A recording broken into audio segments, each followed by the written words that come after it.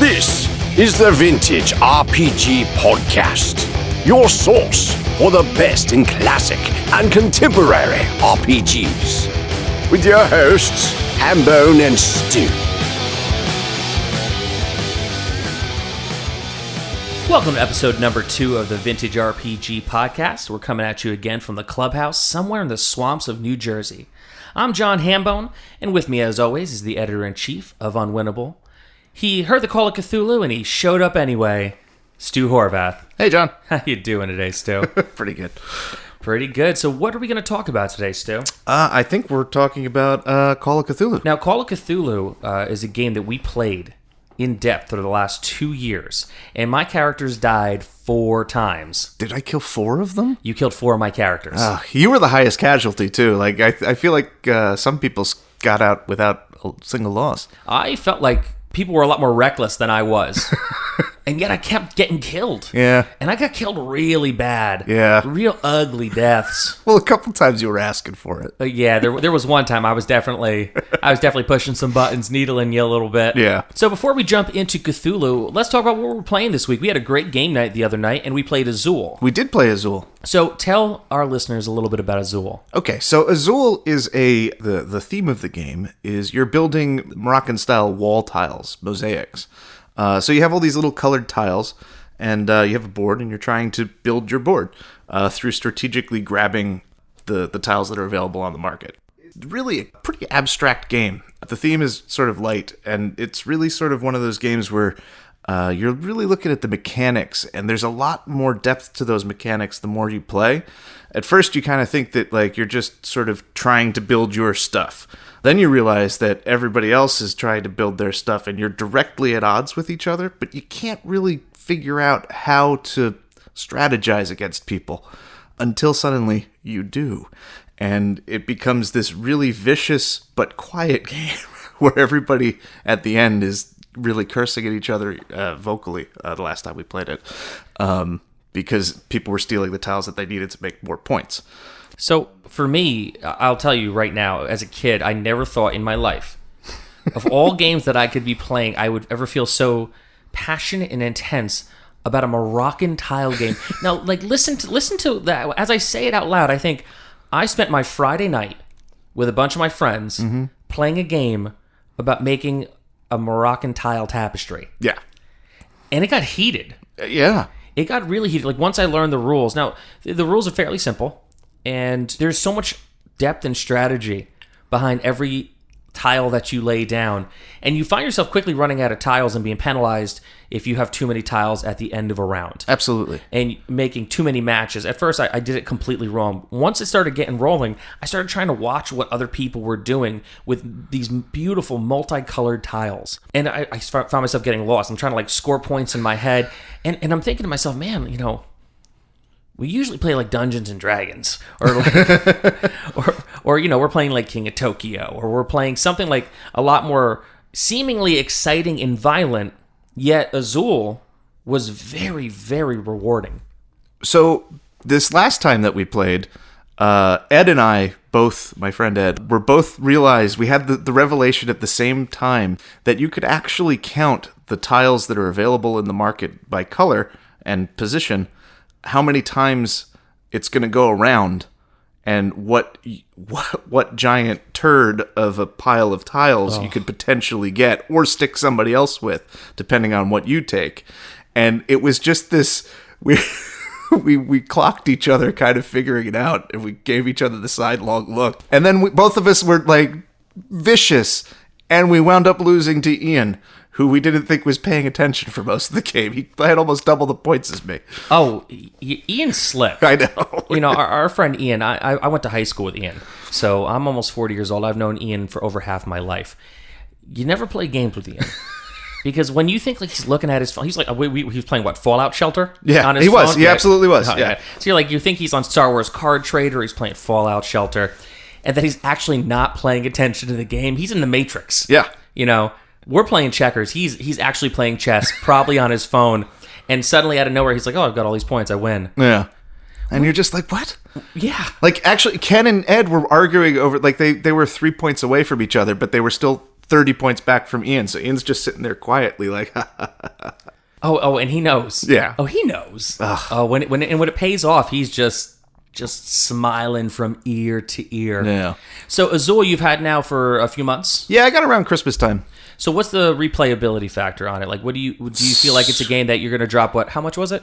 I think it was only $35. That's not bad. $40, There's a lot of tiles. Yeah, folks. they're nice, really high quality resin tiles. They're very brightly colored. They're really nice to hold in place. I like them a lot. Now that you've hacked the system, you still see a lot of replay value in the game? Oh, absolutely. I think it's you have like layers to the replay value, and it's like how much have I learned about the game, and now you once you have a certain level, you're waiting for other people to catch up to you, and once they've learned it, it becomes much more competitive. Right. I think that it's an extremely deep game. I don't think that it's a game that you could really talk about and have somebody understand without actually playing it. Right. Like it's one of those games where like the mechanics are constantly clicking in your brain. You're like, oh, that's how you do it, and you get excited about that. It's like math, but like beautiful. You know, it's very artistic. It is very artistic. And now that I've played it, you guys have been describing it to me for a couple months. Yeah. And I've never gotten around to being at a game night when we were playing it because we cycle games every week. We're playing a different game. We're playing,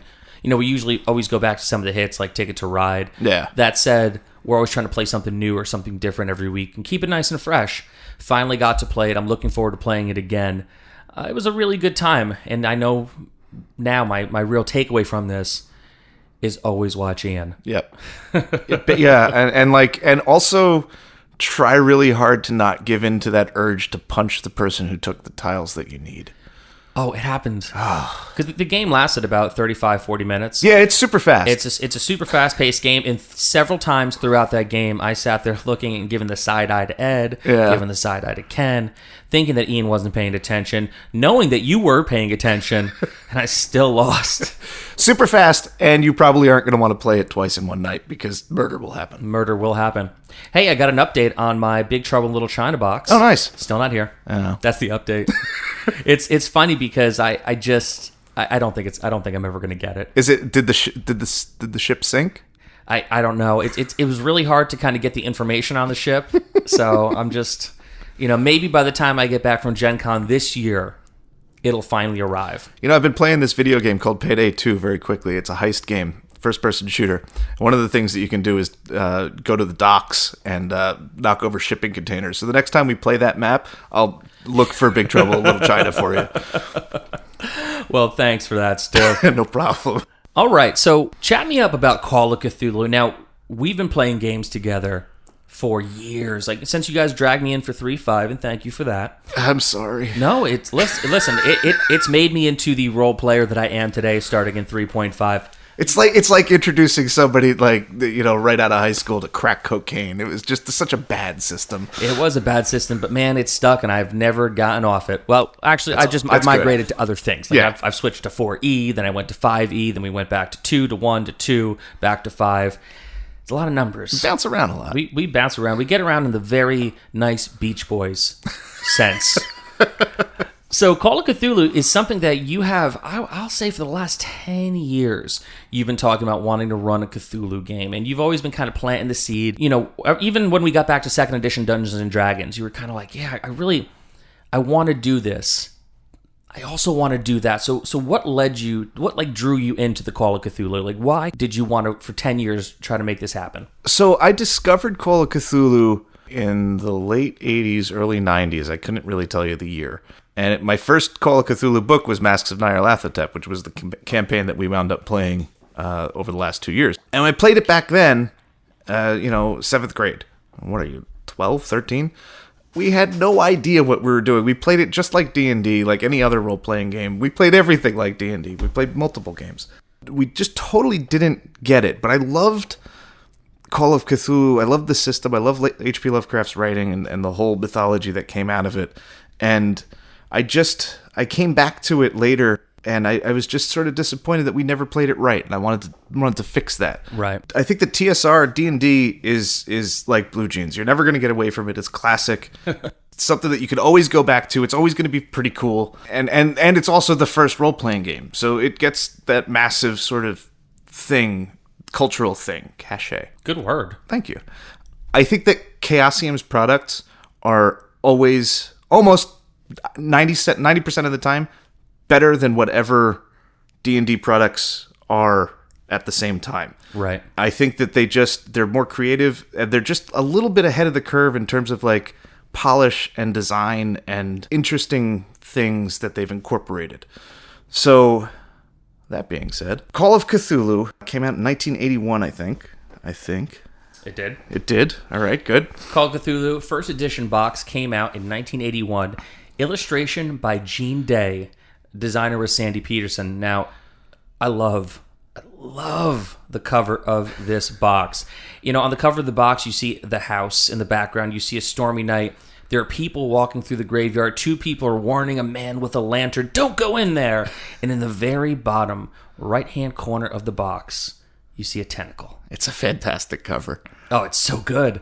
Call of Cthulhu came out in 1981, and it was based on the Chaosium sort of house role-playing system, basic role-playing, which in turn was a stripped-down, easier-to-use version of RuneQuest, which was 78, 79, and it was basically their attempt at making a fantasy RPG in the vein of Dungeons & Dragons, because everybody who wanted to do that was doing that in the late 70s. The main thing that you get in RuneQuest is a percentile-based skill system, and that's something that carried over to Call of Cthulhu.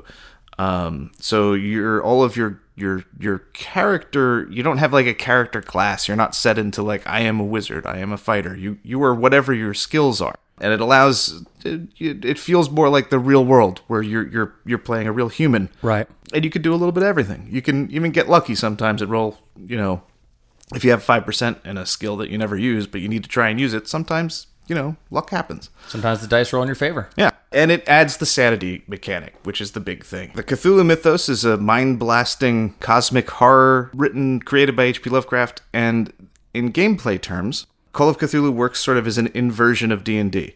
In D&D, you're constantly trying to make your character more powerful. Right. It's a constant accumulation of power, right? Whereas in Call of Cthulhu, you're also, over the course of these investigations, these mysteries that you're trying to solve, you're also getting power. But that power... Well, that power it's very interesting because... like you said, you're becoming powerful in D&D. What I liked about Call of Cthulhu is the life experience aspect of it. Yeah. Where things like education and age, they play in as a factor to how your character can spread out those ability points so you can actually see what you do. Unlike D&D, you just get experience points for stumbling around and getting lucky. Yeah, and killing stuff. Yeah. Right? Where, in one of my characters in the Cthulhu game, he was 38 years old. So because of education, because of backgrounds and things he did maybe in the military, I got to add points to other things that I wouldn't have gotten, say if I was, we played Ravenloft last year. And we played as a bunch of little kids. Yeah. We played as a group of teenagers who still were getting the same XP as if they were full adult adventurers. In Cthulhu, if I wanted to play a 15-year-old kid, I'd be beat on a lot of stuff. Yeah. And unable to do a lot of stuff. Yeah, because it takes into account that whole life experience. Right. But there's also other power that you could get in terms of your knowledge of the Cthulhu mythos. The more knowledge that you get in the Cthulhu mythos, though, the less emotionally and psychologically stable your character is. You lose sanity. Your max sanity cap lowers in proportion to however many points in Cthulhu mythos that you get. So by getting your characters good at fighting the Cthulhu mythos, you're actually slowly destroying them. So it's a game about about your characters just being consumed by something that is awful and greater than them that can't really be fought, and it's a really lovely thing. It's funny. Our friend George actually handed in a couple questions because we were talking about this over the weekend. And, he actually made a really good point because the fun thing about Cthulhu, everything's a cursed object. Yeah. Unlike, say, D&D and other role-playing games, every object is going to, in some ways, help you, but really kind of underlyingly hurt you at the same time. Yeah. So the fun thing about Cthulhu is the rewards at the end of the module, they're usually monetary, right? Yeah. And it's funny because doesn't economic trade-off for sanity actually make sense? So there's no way you could really beat the game without going crazy. Yeah. So following that reasoning, what do you think Howard Hughes' sanity score was, and what Lovecraftian creatures do you think he encountered in the sky? Oh, he definitely was completely insane, zero sanity, and he definitely the Bayaki, which is a sort of insectoid, bat-winged, beaked creature that you can summon from the Hyades, and they have an organ called a hume, which allows them to fly through space, and they can take passengers. And I feel like that would be the thing that really unhinged Howard Hughes. Isn't it crazy? When George mentioned that to me, it suddenly made complete and 100% sense. I suddenly was like, wow, that's, because that's it. In the end of Cthulhu, when we lived, we had money. Yeah. We stopped it, but we were shells of our former selves. Yeah. Now, some of the characters that were played by our friends were the same characters they started with. Yeah. I went through Henry O'Hara, private detective, dead, had his heart ripped out. By a sorcerer. It was like a long-range heart ripping out. It was uncomfortable. There was Betsy Abbott, a cult anthropologist. Betsy. I still feel bad about Betsy. Listen, that was the dice not rolling the way I wanted him to. That said, she went out a hero. Yes. There's a couple other characters I had that were... Well, there was one I had to play in between. It was one of our friend Ken's other characters. Oh, the big game hunter. Monterey Jack, or something like that. Something like that. Montezuma Montgomery. Jones. Montgomery Cheese. Yeah, something like that. Something like that. Well, he went nuts. Monterey Jack is from Chippendales Rescue Rangers. You're right. And as I said it out loud, I'm like, where is that from? Yeah, so he went insane. Then, there was the other guy. So in the end, I played 4 characters, and I had a sidekick character that was an NPC. Yeah. He survived. He did. Thankfully. I'm shocked at how few people actually got killed at the end. I thought for sure that I would get a couple folks, and it just didn't work out that way. Well, it's funny because your campaign that you ran in D&D. Now we started in 3.5, and it ran over 12 years. So we started in 3.5. We gave 4 the old college dropout try. Mm-hmm. We played, actually, in my mind, I feel like we played 4th edition for like 6 games. But I looked at my notes and I wrote over 30 games, adventures for 4th edition, right. And it hurts my heart. It does.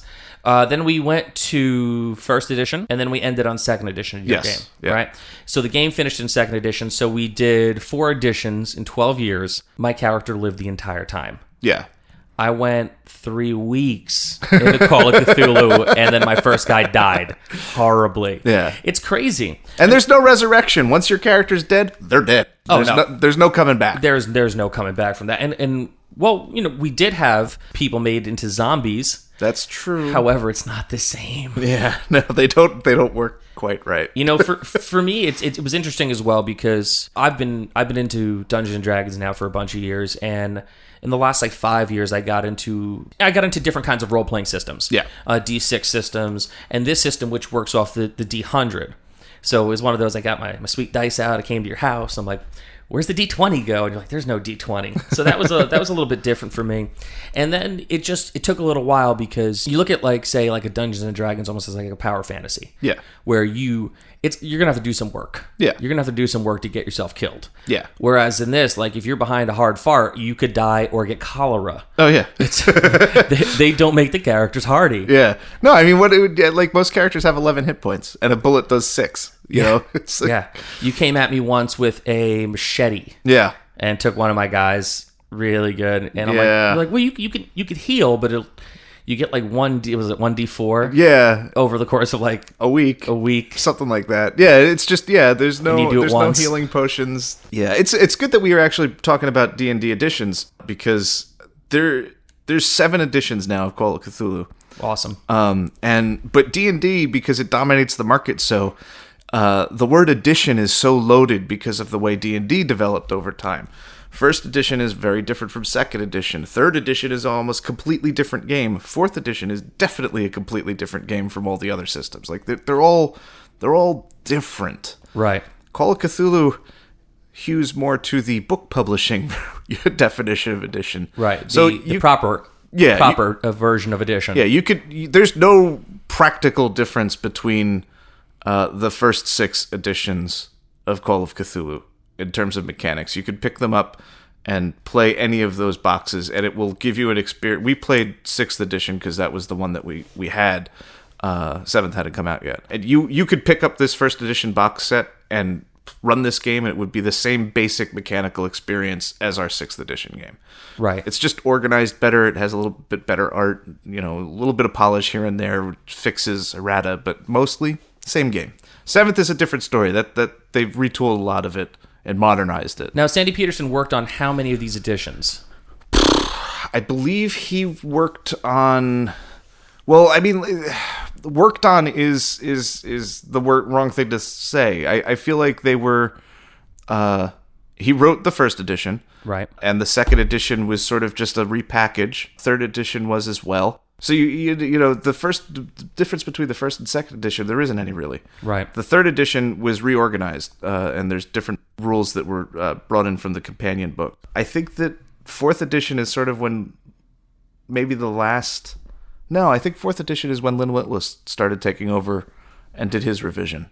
Right. Which is a substantial revision, but it's still the same game. Sandy wrote the game, and he did a lot of adventure work, like writing the scenarios and stuff. But I wouldn't say that he continued to write the editions, because the editions are still basically the same. Right. If that makes sense. That does make sense. And James Lauder, one of the all-time goats of fantasy writing, is now working on top of Chaosium. Indeed, yeah. And he's got a lot of really great stuff coming out. I had the pleasure of meeting him last year at Gen Con, and it's just so much stuff Chaosium is coming out with. I went to their booth. They had that chase book that you were looking for, that you sent us for. We couldn't find. They sold out of them in like 30 seconds. Yeah. What they're doing now with it, every book looks beautiful. The errata for every book looks beautiful. The art. Yeah. The art that they're doing now. I love old fantasy art. That said, what they're doing now, it's just so much more horrific. Yeah, and it's so good. The artists are so great now. The people that they have doing the RuneQuest stuff, like everything has a really good feel to it, really consistent. I feel like the thing that happens with the art in the older books is that it just isn't consistent in a way that we find appealing in a post-Dark Sun world. Right. However, speaking of art, a couple words about Gene Day. He's a fantastic artist. He was primarily a comic book artist, and is credited with being one of the first people who did a graphic novel, which was called Future Days. Really? Yeah. Canadian guy, Dave Sim of Cerebus's mentor. Unfortunately, Gene passed away, had a heart attack crossing the street, I think in 83 or 84. So best known, I think, for his Masters of Kung Fu work in the late 70s, early 80s for Marvel. But I've seen those. yeah, no, he's a fantastic artist. Oh, yeah. I mean, just when you handed me off the box, I could do a little research on it. I looked at that cover, and the book cover's so good. And that's a cool thing. It's a box, and this is another thing I want to chat about is that with a book, right? Books filled with knowledge, filled with great art, filled with great pictures.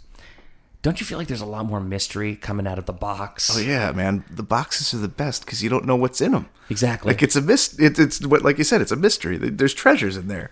Yeah, I mean, there's so much more stuff. As you're a game master, or what do they call the game master in Cthulhu? Is it game master? Keeper. A keeper. The keeper of secrets. It sounds so much better. It does. Like I understand why in modern times people are called game masters. Yeah. I definitely know that on my dating profile when I told people I was a dungeon master,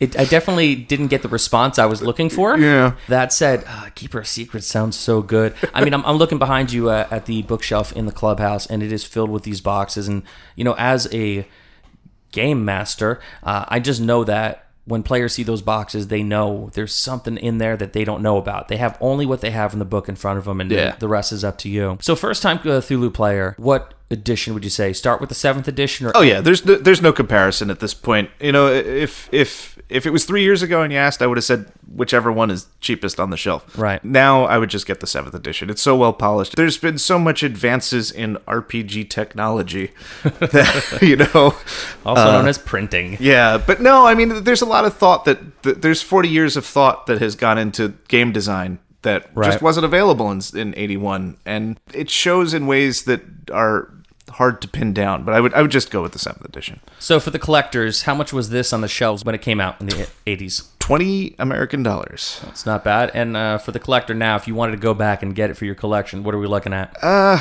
It's hard to say. The collector's market is all screwed up, and every time you ask me that, I'm going to say that. Right. I looked it up before we recorded, and you could probably get the first edition for about $150 and $100 for as you go down, it should depreciate. You get 75 for 3rd edition. But I also say, don't pay that much. They're not worth that much. These were mass market products. Right. There's a lot of them out there. If you're patient, you should be able to get them for $40, $50, and that's a fair price. That's awesome. One last question on Cthulhu Sure. before we move on. So every time you open up one of these things that you buy from the vault, how much do you want to fill out the order form in the back? Oh, I wish they were little time machines where you could send it through the mail and you'd actually get them for that price. So good. So good. All right, so Stu, what are you excited about this week? Let's chat about something that we're going to play that came out recently. Oh, yeah. I'm broadly excited because we finally have a role-playing night. A committed, firm role-playing night. And it's been a while. It has. And everybody that plays regularly is going to play regularly, and it's great. It feels good. And I feel like less of a hypocrite for having an RPG Instagram and podcast without playing RPGs. In fairness, half the guys in the group did have children. Yeah, I mean, you So it does, you got to take a knee on a couple things. Yeah. But our first game that I'm going to run is Tales from the Loop, which is a Swedish design game based on the work of Simon Stålenhag. I don't know if I said that right. He's a fantastic artist. I would have said it worse, so just go with it. It's basically a nostalgia-driven 80s sci-fi alternate universe. It's the 80s. It's basically the 80s, but there's some interesting, weird science things that have happened culturally in that world that impact the world in fun and unusual ways. And I'm super excited about it. It's a simple system. And it has like a lot of storytelling stuff. There's two kinds of games now. There's tactic strategy, which is D&D, and then there's storytelling, which is storytelling focused. So it has like a really light D6 skill-based system, but a lot of it is rooted in ideas from storytelling games. So it should be really interesting. So how long do you think the campaign for this will take? I kind of want to just do it like single session and kind of grab those characters and whenever we feel like it. So forever. Oh, that works for me. That works for me because I know you got a whole stack of new RPG games that are just really burning a hole in my bookshelf. Yeah, because I'm looking at them now, and there's the bubblegum detective one. I'm itching to try. So I mean, we've definitely got options, and I'm really happy to be playing a regular RPG game again. Yeah, I'm so like just a way to just kind of finally play all these games that I want to play and do them rapidly and with friends. It'll be great. Oh yeah, I'm excited. And after 12 years of playing for the listener at home, Stu's campaign was fantastic. Actually, thank you. Well, and I'm not just saying that because we are hosting this podcast together. There is an adventure module available through Unwinnable that Stu wrote. One of the best encounters that we had. So you could order that if you want. I would definitely recommend it. It's terrible. And when I say terrible, I mean it's terrible if you are on the other side of that screen because it is a tough adventure. Yeah, I never really wrote games that were friendly to the party. There was always an oppositional element. Not because I wanted to kill you guys, but because you have resurrection magic. We do have resurrection magic. I don't think that anybody ever had to retire a character because they were dead, but I wanted to really challenge you guys. So what is the name of this module still? Hags of Black Woods. Yeah. And there's hags in it, obviously. There's also a really screwed up secret at the center of the mystery. And there's notes on a pretty good arch villain that I never really got to use in the campaign after that one game, but she'll be back someday. Yeah, we found out everything the hard way, folks. So that was episode 2 of the Vintage RPG podcast. Stu, where can people find you? Vintage RPG on Instagram and unwinnable.com. You can find me on Twitter at Handbreaker, where I tweet exclusively about professional wrestling, Dungeons and Dragons, cute puppies, and retweet the Bullet Club. You can also find me on Instagram at Waxpack Cinema, where I'm showing you the movie Goonies, one trading card at a time. So for Stu Horvath, I'm John Hambone McGuire. May the dice always roll in your favor.